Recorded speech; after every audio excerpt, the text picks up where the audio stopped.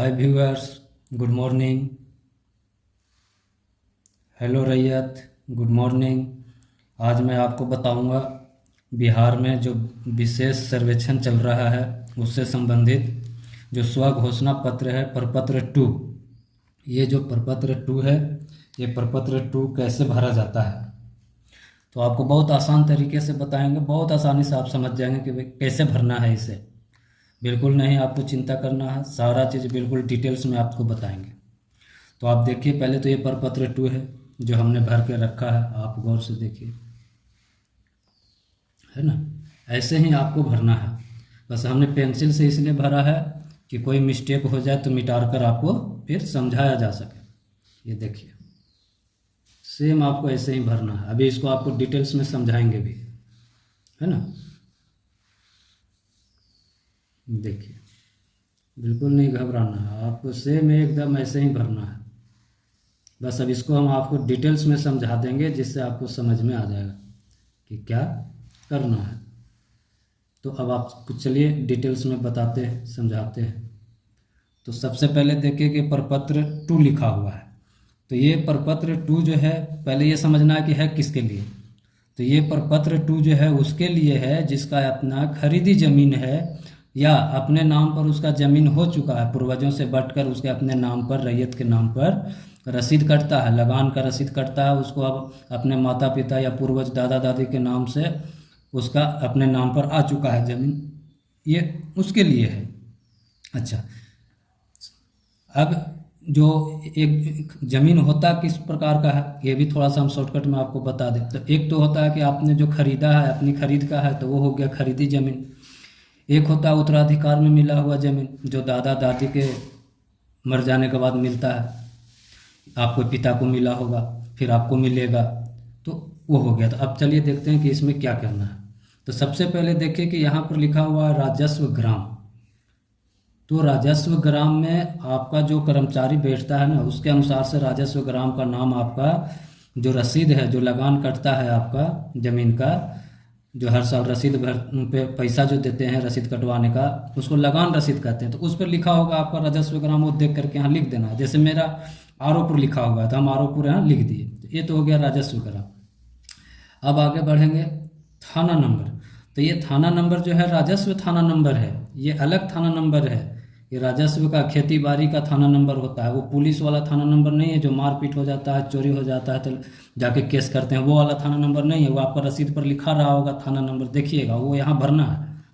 बिल्कुल इत्मीनान से और आराम आराम से भरना। अब देखिए ये हल्का नंबर है, तो अगर हल्का नंबर होगा तो हल्का नंबर भी डाल सकते हैं। हल्का नंबर नहीं लिखा रहा होगा रसीद पर तो हल्का का नाम डाल सकते हैं। जैसे हमारा हल्का का नाम आरोपुर है, लिख दिए। अब हल्का नंबर होता तो यहाँ पोस्ट में हम हल्का नंबर भी यहाँ पोस्ट में लिख देते, लेकिन मेरा रसीद पर हल्का नंबर नहीं दिख रहा है इसलिए हम खाली हल्का का नाम लिख दिए।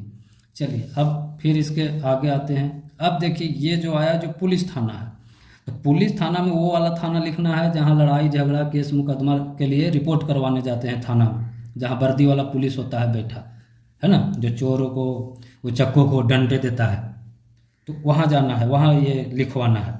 वहाँ का वो थाना का नाम कहाँ है वो लिखना है, ठीक है। अब देखिए इसमें अंचल आ रहा है, तो अंचल का नाम लिखना। अंचल का नाम जिसको ब्लॉक कहते हैं ना, जहाँ सीओ साहब बैठते हैं, जहाँ से आपका मान लीजिए कर्मचारी काम नहीं करता है तो सीओ साहब के पास जाते हैं कहने के लिए या शिकायत करने के लिए, तो वो अंचल हो गया। तो अंचल कहाँ है उसका नाम लिखना है। जैसे हमारा टनकुप्पा में है तो टनकुप्पा लिख दिए। अब जिला लिखना है तो जिला जान ही रहे हैं, अब जिस जिला में रहते हैं उस जिला का नाम यहाँ लिख देना, सिंपल सा हो गया। चलिए अब ऊपर वाला जो भी था रिक्त स्थान वो तो भर दिए। अब इसको गौर से देख लीजिए कि चलिए ऊपर वाला तो हो गया ही, अब इसमें ऊपर में कुछ करना नहीं है। अब चलते हैं नीचे जो बॉक्स बना है उसमें देखेंगे।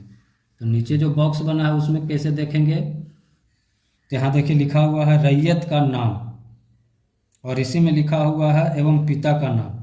तो पहले ऊपर जैसे हम लिख दिए हैं, यहाँ लिख दीजिएगा मुकेश कुमार, पिता, उसका पिता का मान लीजिए नाम है, जो भी है वो लिख दीजिएगा। जैसे हमारा नाम मुकेश कुमार है तो मुकेश कुमार लिख दिए, मेरा पिता का नाम संतोष कुमार है, संतोष कुमार लिख दिए। ये हो गया, खाना पूर्ति यहाँ हो गया। अब देखना है कि अस्थाई पता आपका क्या है। तो भाई जो चिट्ठी आता है, लेटर आता है, कोई पता पर कुछ आता है, तो वो जो आप लिखते हैं चिट्ठी पर वो एकदम अस्थाई पता सही सही लिखना है। ग्राम का नाम लिखना है, पोस्ट का नाम लिखना है, जिला का नाम लिखना है, बिहार लिख करके फिर नीचे पिन कोड दे देना है। एकदम साफ साफ लिखना है, नहीं तो सर्वे वाला है आपके गांव की जगह दूसरे के गांव में चले जाएंगे गलत लिखिएगा तो, इसलिए।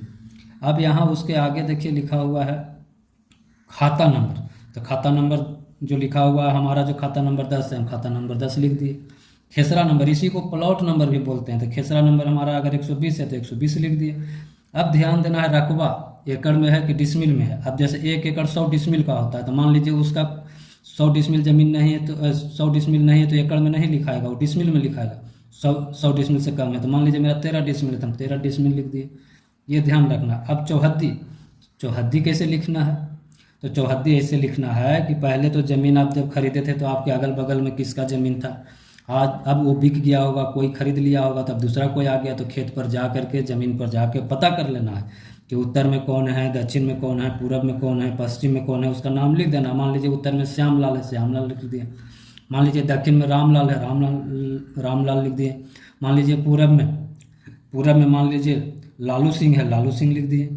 पश्चिम में मान लीजिए हंसराज है, हंसराज लिख दिए। तो ऐसे लिख देना है एकदम सही सही पता करके। अब जो समझने वाला बात है वो जमीन किस्म जमीन, तो जमीन किस किस्म का है ये देखिए यहाँ पूछ रहा है, तो इसको कैसे लिखना है? जमीन कैसा है? अगर कृषि करते हैं, खेती बाड़ी करते हैं तो कृषि भूमि लिखना है, एक ही को लिखना है जो है वो। अगर रहते हैं, मकान वाला जमीन है, आवासीय है तो आवासीय भूमि लिख देना है, इसमें घबराना नहीं, बिल्कुल ऐसे ही लिखना है। ये अभी एक ही प्लॉट के अंदर ये विवरण चल रहा है। फिर जमाबंदी संख्या, तो जमाबंदी संख्या आप देखेंगे कि लगान का जो रसीद है उस पर लिखा रहा होगा, तो आप उस पर से जमाबंदी संख्या देख करके यहाँ भर देंगे, लिख देंगे। अब जो समझने वाली बात है वो ये है कि भूमि पर दावा का आधार क्या है। जैसे आपको भूमि कैसे मिला है, आप खरीदे हैं या आप दादा दादी पिता के थ्रू मिला है, पूर्वज का ज़मीन था आपका, है ना, खानदानी ज़मीन था, उसी को खतियानी ज़मीन भी बोलते हैं। तो अगर आपका खरीदा हुआ ज़मीन है, आपके नाम पर केवाला है जो कि आप खरीदे हैं अपने पैसे से, तो क्रय से प्राप्त लिख दीजिएगा, या खरीदी भूमि या खरीदी ज़मीन लिख दीजिएगा, बस ज़्यादा टेंशन नहीं लेना है कि क्या लिखना है। अब अभियुक्ति अगर कोई हो, तो अब इसके बारे में जान लीजिए कि अभियुक्ति अगर कोई हो तो क्या करना है। अगर मान लीजिए कहीं केस चल रहा है कोर्ट में इस ज़मीन पर, या मान लीजिए मोटेशन नहीं हो रहा है तो वहाँ सीओ रोक लगाए हुए है और वहाँ से भी सीओ नहीं किया, रिजेक्ट कर दिया, तो आप DCLR कोर्ट गए, उप समाहर्ता के कोर्ट में जाके केस लगाएं। तो कोई भी केस चल रहा है तो उसका इसमें विवरण देना है। जैसे मान लीजिए किसी ज़मीन का केस DCLR उप समाहर्ता के पास है, तो इसमें हम लिख देंगे DCLR के पास दाखिल खारिज से संबंधित मुकदमे चल रहे हैं, ऐसे लिख देना है और कुछ नहीं करना है ना। अब आगे समाप्त हो गया। देखिए बिहार विशेष सर्वेक्षण एवं बंदोबस्त तकनीकी मार्गदर्शिका, इस फॉर्म को लिखा गया, यही इसका नाम है। अब चलिए ये तो हो गया एक प्लॉट का नाम, ये देखिए एक प्लॉट का एंट्री हो गया। अब मान लीजिए इसी नाम से आपका और भी प्लॉट है और भी खाता संख्या, तो नीचे 1-2 लाइन छोड़ करके लिखते जाएंगे आप। भूमि का प्रकार सब ऐसे ही भरना है, बस नीचे 1-2 खाना छोड़ करके बॉक्स भरते जाएंगे। अच्छा, अंश वाली बात है कि किसी हिस्सेदारों का नाम एवं अंश, तो अंश के बारे में थोड़ा सा आप समझ लेंगे कर्मचारी से या अमीन से कि हम 5 भाई हैं तो पाँचों के कितना अंश होगा, क्योंकि सबके बराबर होगा। तो ये अंश के बारे में समझ लेंगे कि अंक में क्या लिखना है, सभी के सामने एक अंश लिखना है। ऐसे ही ज़्यादातर होता है, क्योंकि सबका बराबर रहेगा तो बराबर लिखना है। और अगर बंटवारा होकर के किसी को कोई दे दिया है तो उस हिसाब से लिखना पड़ता है, तो थोड़ा सा वो समझ लेंगे आप। अब नीचे आएंगे तो आपको दिखेगा यहाँ, ये देखिए ये दिख रहा है साफ साफ ये, तो यहाँ पर ये जो घोषणा है नीचे लिखा हुआ है, ये घोषणा के नीचे स्थान आपका जहाँ कैंप लगा है उस स्थान का नाम लिख देंगे। आरोपुर, जैसे हमारा कैंप लगा रहा है तो हम आरोपुर लिख दिए। किस डेट के को कैंप लगा वो डेट लिख दिए हम। चलिए हो गया। अब रैयत का हस्ताक्षर अंगूठे का निशान पर चलते हैं। तो ये रैयत का हस्ताक्षर और अंगूठे का निशान, मोबाइल नंबर और आधार नंबर, तो यहाँ पर अगर पढ़े लिखे आप रैयत हैं तो हस्ताक्षर कर देंगे, पढ़े लिखे नहीं हैं तो अंगूठा बढ़िया से लगा देंगे। स्टाम्प पैड पर अंगूठा बढ़िया से गीला करके इस पर लगा देंगे, कलम से गेद करके, कलम से अंगूठा पर कलम से स्याही लगा करके मत कर दीजिएगा, तो सही नहीं आता है। फिर मोबाइल नंबर यहाँ लिख देना है। मान लीजिए हमारा ये मोबाइल नंबर है तो मैं मोबाइल नंबर लिख दिए, आधार नंबर ये है तो आधार नंबर लिख दिए, और इसमें कुछ नहीं करना है, बिल्कुल हो गया। बस ध्यान रखिए कि जो भी इसमें डिटेल्स है वो बिल्कुल गलत ना हो, क्योंकि सर्वे हो रहा है, जैसे ही आपका गलत हो जाएगा तो सारा रिकॉर्ड गलत चढ़ जाएगा, तो फिर से आपका वही काम हो गया। दौड़ भाग वाला, परेशानी वाला। इसीलिए सारा रिकॉर्ड जो है सही सही लिखना है, कुछ भी मिस्टेक नहीं करना है, इसको जांच लेना है कि हमारा सही लिखाया है कि गलत लिखाया है, सब जो रसीद कटता है उससे मिला लेना है। अच्छा, एक चीज़ और ध्यान रखिए, ये प्रपत्र तभी भरना है जब आपका जो रसीद कट रहा है उसमें सारा डिटेल्स आपका केवाला के अनुसार सही सही है, या आप जैसे भी ज़मीन प्राप्त किए हैं उसके अनुसार सही सही है, तभी ये प्रपत्र भरना है। और अगर गलत कुछ आ रहा है आपका रसीद पे, जो लगान का रसीद कटता है, तो पहले परिमार्जन करवा के उसका सुधार करवा लेंगे, उसके बाद ये फॉर्म डालेंगे, नहीं तो सब गलत गलत सर्वे में चढ़ जाएगा और फिर आपको दौड़ भाग परेशानी लगा ही रहेगा।